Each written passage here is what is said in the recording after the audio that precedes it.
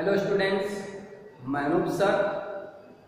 आज आप लोग बागानों में स्वराज्य, आप पिछले वीडियो में देख रहे थे कि असहयोग आंदोलन को जो रेबेलियंस हैं या ग्रामीण इलाके के लोग हैं उन्होंने कैसे लिया। आज आप लोग देखेंगे बागानों में स्वराज्य, यानी कि जो बागान में मजदूर काम करते थे उन्होंने स्वराज्य को किस प्रकार से लिया। तो देखते हैं कि बागानों में स्वराज्य की बात करें तो मुख्यतः असम, जो टी यानी कि चाय के जो बागान होते थे उन चाय के बागान असम में थे। वहां पर जो मजदूर काम करने जाते थे उनकी यह व्यवस्था थी, या कहें कि एक एक्ट होता था जिसे इनलैंड इमिग्रेशन एक्ट कहते हैं। इनलैंड इमिग्रेशन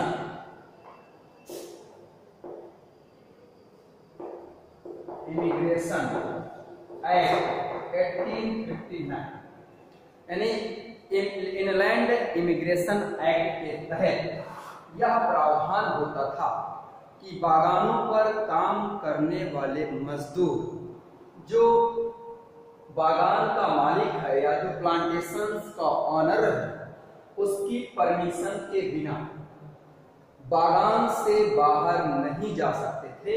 यानी कि उन्हें बाहर जाने के लिए बागान मालिक से परमिशन की जरूरत होती थी या उनसे अनुमति लेने की जरूरत होती थी। तो जैसे ही असहयोग आंदोलन शुरू हुआ, नॉन कॉर्पोरेशन मूवमेंट्स, हम आपको बताएंगे कि नॉन कॉर्पोरेशन मूवमेंट्स को जो यहाँ के प्लांटेशंस लेबर्स हैं उन्होंने कैसे लिया। तो जैसे ही असहयोग आंदोलन की घोषणा हुई तो इसका उन्होंने क्या मतलब निकाला। तो मजदूरों के लिए नॉन कॉर्पोरेशन का मतलब था उनकी उनकी आजादी का मतलब था कि अब वह जो चार दीवारी है या कहें जो प्रतिबंध है कि परमिशन के बिना आ जा नहीं सकते, अब वह चार दीवारी से बाहर कभी भी आ जा सकते थे। यानी the rights to move freely and out of the conflict space, यानी फ्रीली रूप से घूम सकते थे या गांव से जाकर जुड़ सकते थे, गांव से वापस आ सकते थे।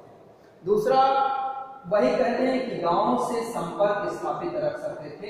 यानी उनका मानना था या उन्होंने आजादी का ये निकाला कि वो फ्रीली तरीके से अपने विलेज से अपना संपर्क स्थापित कर सकते हैं। यानी relating A link with the village from which they, यानी वो गांव से संपर्क स्थापित कर सकते थे और चार दीवारी से कभी भी आ जा सकते थे। और उन्होंने किया क्या, यह सहयोग आंदोलन की घोषणा के साथ ही वह सभी बागानों को छोड़कर गांव की ओर भागना शुरू कर दिए। उन्हें विश्वास था या उन्हें यह प्रतीत हुआ कि हम बागान को छोड़कर गांव में जाएंगे तो महात्मा गांधी ने कहा था कि जो लैंडलॉर्ड्स हैं, जमींदार हैं, उनकी जमीनों को छीनकर किसानों में वितरित की जाएगी। तो उन्होंने इस उम्मीद से बागानों को छोड़कर भागे कि उन्हें गांव में किसी न किसी प्रकार का भूमि का टुकड़ा मिलेगा और वह उस पर एग्रीकल्चर करके अपना जीवन यापन करेंगे। यानी वह अब बागान पर काम करने नहीं है। लेकिन उसी समय रेलवे और स्टीमर्स की हड़ताल चल रही थी और उस हड़ताल के कारण बागान के जो प्लांटेशंस लेबर्स थे वह अधिक दूर जा नहीं सके। पुलिस द्वारा या बागान जमींदार हैं, उनके जो पुलिस अधिकारी थे, उन्होंने फिर से लेबर्स को पकड़ा और पकड़कर उनकी अच्छी पिटाई की और उन्हें दोबारा बागानों में भेज दिया गया। तो बागानों के लोगों ने असहयोग आंदोलन को किस प्रकार से लिया वो आपके सामने था। ठीक है, तो हम लोग पहले देखे असहयोग आंदोलन कैसे प्रारंभ हुआ और फिर असहयोग आंदोलन का स्थगन यानी non corporation movement withdrawal, Gandhi ji द्वारा उसे वापस लिया गया। अब हम लोग देखेंगे असहयोग आंदोलन वापस लेने के बाद क्या इफेक्ट होता है। तो वह इफेक्ट है स्वराज्य पार्टी। स्वराज्य पार्टी। ठीक है ना। तो स्वराज्य पार्टी की बात करें, स्वराज पार्टी, स्वराज्य पार्टी की स्थापना 1 जनवरी 1923 ईस्वी को हुई। इसके जो फाउंडर थे या संस्थापक थे उसमें C.R. दास, ठीक है ना, और मोतीलाल नेहरू, मोतीलाल नेहरू, ये दोनों ने संयुक्त रूप से 1 जनवरी 1923 को स्वराज्य पार्टी की स्थापना की। क्योंकि जब गांधी जी ने यह डिसीजन लिया कि वह नॉन कॉर्पोरेशन मूवमेंट को विथड्रॉ कर रहे हैं या वापस ले रहे हैं, तो उस समय C.R. दास, इनका पूरा नाम है चित्तरंजन दास, ठीक है ना, चित्तरंजन दास, मोतीलाल नेहरू, सुभाष चंद्र बोस जैसे उग्र विचार के नेताओं ने या ऐसे नेताओं ने महात्मा गांधी पर यह दबाव बनाने का प्रयास किया कि नॉन कॉर्पोरेशन मूवमेंट अपने चरम पर है या अपने उपलब्धियों को प्राप्त करने के नजदीक है, इसलिए इस मूवमेंट को वापस न लिया जाए, इसलिए इस मूवमेंट को वापस न लिया जाए। लेकिन महात्मा गांधी इन सभी की अवहेलना करते हुए या इन सभी की बातों को न मानते हुए उन्होंने 12 फरवरी 1922 को नॉन कॉर्पोरेशन मूवमेंट को विथड्रॉ कर देते हैं, वापस ले लेते हैं। उससे उस घटना से हतोत्साहित होकर C.R. दास और मोतीलाल नेहरू ने यह निर्णय लिया कि वह अब भारत के लिए या भारत की कानून व्यवस्थाओं को सुधारने के लिए एक पार्टी बनाएंगे और उस पार्टी के माध्यम से लेजिस्लेचर असेंबली का इलेक्शन लड़ेंगे और उस इलेक्शन के माध्यम से वह सरकार पे पहुंचेंगे और जो गवर्नमेंट से जो भी पॉलिसीज तैयार करेगी उन पॉलिसीज का वो क्या करेंगे, विरोध करेंगे या उनका विरोध करके यह दिखाने का प्रयास करेंगे कि जो असेंबली है वो डेमोक्रेटिक नहीं है, ठीक है ना। इस उद्देश्य से C.R. दास, मोतीलाल नेहरू द्वारा 1 जनवरी 1930 को स्वराज्य पार्टी का गठन किया जाता है। इसके बाद उद्देश्य आपको हमने बता दिया कि अपोज ब्रिटिश पॉलिसीज, यानी ब्रिटिश पॉलिसीज का विरोध करना है, और council were not truly democratic, यानी बताना है कि जो काउंसिल है वह क्या है, मतलब कि ट्रूली डेमोक्रेटिक नहीं है या वो नॉन डेमोक्रेटिक है, ये दिखाने के लिए कार्य किया गया। इसके बाद काउंसिल का इलेक्शन होता है। उस इलेक्शन में 45 सीट्स स्वराज्य पार्टी को प्राप्त होती है, 45 सीट स्वराज्य पार्टी को प्राप्त होती है। इसके साथ जो मिडिल प्रोविजंस था, मध्य प्रांत था, वहां से ये अपने मेजॉरिटी पे आती है, बहुमत पे आती है, ठीक है ना, वहां उन्हें मेजॉरिटी प्राप्त होती है। और जो बंगाल स्टेट था, बंगाल प्रांत था, बंगाल में सबसे बड़ी पार्टी के रूप में आती है। इसके अलावा भी इस पार्टी से डॉक्टर राजेंद्र प्रसाद पटना से मेयर बने, चेयरमैन जिसे कहते हैं मेयर। पंडित जवाहरलाल नेहरू प्रयागराज से मेयर बने, और इसके साथ ही विठल भाई पटेल अहमदाबाद से चेयरमैन के पद पर चुने गए, ठीक है ना। तो इस प्रकार से यह पार्टी असेंबली में पहुंची। अब गवर्नमेंट पॉलिसियों का विरोध कर रही थी। इसी वर्ष जो ब्रिटिश बजट प्रस्तुत किया गया उसका इस पार्टी के लोगों द्वारा विरोध किया गया और उस बजट को अस्वीकार कर दिया गया। परिणाम, गवर्नर जनरल अपने पावर से उस बजट को पास किया और उसके थ्रू यह दिखाया गया कि यह जो काउंसिल है वह डेमोक्रेटिक नहीं है। यह दिखाने का प्रयास किया गया कि काउंसिल डेमोक्रेटिक नहीं है। बाद में C.R. दास की मृत्यु होती है और इसके बाद इस काउंसिल का इफेक्ट या प्रभाव धीरे धीरे कम हो जाता है। तो अब आगे देखेंगे हम लोग आगे हम लोग देखेंगे काकोरी कांड, ठीक है ना। तो हम लोग देखेंगे काकोरी कांड। तो काकोरी कांड कैसे होती है? तो गांधी जी के असहयोग आंदोलन वापस लेने के बाद कुछ मध्यम विचार, उग्र विचार के लोग थे, नवयुवक थे, जो उग्र विचारधारा से प्रेरित थे।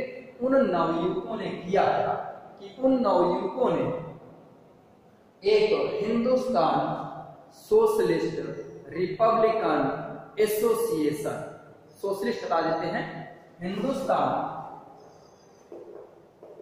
रिपब्लिकन एसोसिएशन का गठन करते हैं। एसोसिएशन, हिंदुस्तान रिपब्लिक एसोसिएशन कब बनती है? 1924 में। कहां बनती है? कानपुर में। इसके फाउंडर कौन होते हैं? सचिंद्र नाथ सान्याल। सचिंद्र नाथ सान्याल, ठीक है ना। तो हिंदुस्तान रिपब्लिकन एसोसिएशन का गठन 1924 में कानपुर में सचिंद्र नाथ सान्याल के माध्यम से किया जाता है। ये एक क्रांतिकारी एसोसिएशन था, संगठन था, जो उग्र विचारधारा से स्वराज्य प्राप्त करने का प्रयास करता था।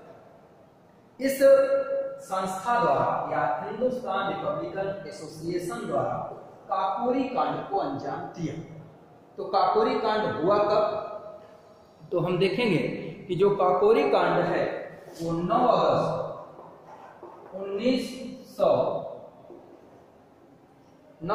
1925 ईस्वी को लखनऊ के नजदीक, लखनऊ के पास काकोरी नामक स्थान पर, ठीक है ना, एक ट्रेन थी जिसका नाम था एट डाउन ट्रेन, जो लखनऊ से सहारनपुर जा रही थी। तो वहीं काकोरी नामक स्थान पर राम प्रसाद बिस्मिल, नेता का नाम याद रखना है, राम, पंडित भी लगा सकते हैं, राम प्रसाद बिस्मिल, आसफ उल्लाह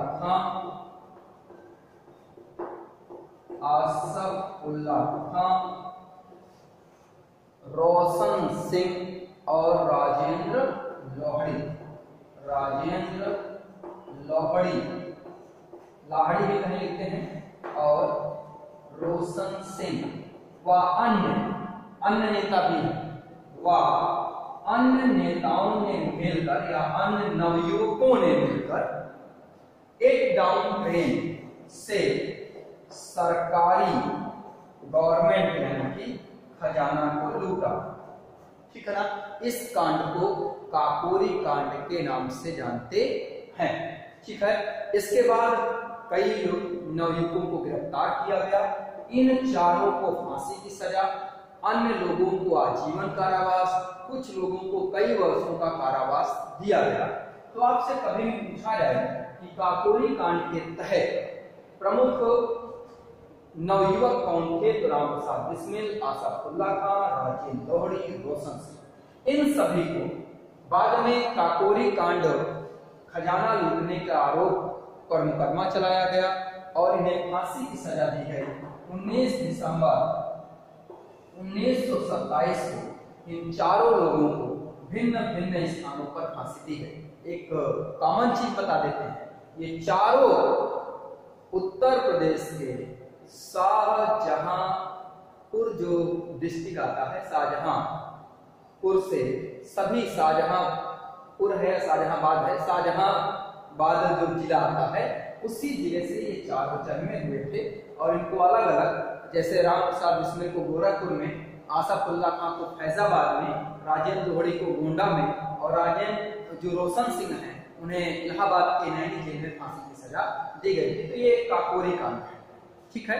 अब काकोरी कांड के बाद इन नेताओं को फांसी दे दी गई, तो इस पार्टी का जो प्रभाव है वो लगभग समाप्त हो गया, या यह एसोसिएशन कमजोर हो गया। अब आगे क्या होता है?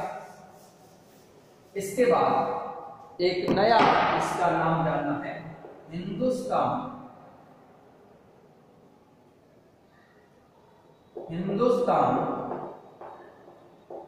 Socialist Republican association, Hindustan socialist Republican association नामक एक नई संस्था 1928 में दिल्ली पूछा जाए तो याद रखना है फिरोज शाह कोटला के मैदान पर चंद्रशेखर आजाद के नेतृत्व में एक नया एसोसिएशन बनाया गया जिसका नाम था हिंदुस्तान सोशलिस्ट रिपब्लिकन एसोसिएशन।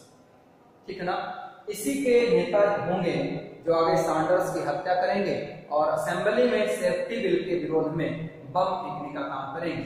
तो आपको यहाँ इसलिए दोनों एक साथ बताया गया जिससे आप दोनों में डिफरेंट समझ सकें। कभी पूछा जाए हिंदुस्तान रिपब्लिकन एसोसिएशन तो 1924 कानपुर सचिन्ना संज्ञा। अगर पूछा जाए हिंदुस्तान सोशलिस्ट रिपब्लिकन एसोसिएशन यानी सोशलिस्ट शब्द बढ़ गया, जब सोशलिस्ट शब्द बढ़ जाएगा 1928 दिल्ली फिरोज शाह कोटला मैदान पर चंद्रशेखर आजाद द्वारा इसकी स्थापना की जाएगी। यह भी एक क्रांतिकारी संगठन है। ठीक है। इसी बीच में एक और घटना घटती है जिसे हम लोग चटगांव शस्त्रागार लूट की बात कहते हैं। तो कभी भी पूछा जाए चटगांव शस्त्रागार लूट का नेतृत्व किसने किया था? सूरसेन व्यक्ति हैं जिन्होंने चटगांव स्थित शस्त्रागार को लूटने का काम किया था। तो इसके बाद हम लोग अगला टॉपिक नेक्स्ट लेक्चर पे देखेंगे जहां से हम लोग देखेंगे साइमन कमीशन। ठीक है। तो अगला लेक्चर आपको साइमन कमीशन के बारे में देखने को मिलेगा। नमस्कार, मैं Anoop Singh SST by Anoop sir YouTube channel से आप लोगों को NCERT की बुकों को पढ़ा रहा हूँ। यह UP board, CBSE boards and अन्य कंपटीशन एग्जाम के लिए बहुत ही इंपॉर्टेंट है। आप लोग वीडियो इस चैनल से जुड़ें, सभी वीडियो को देखें।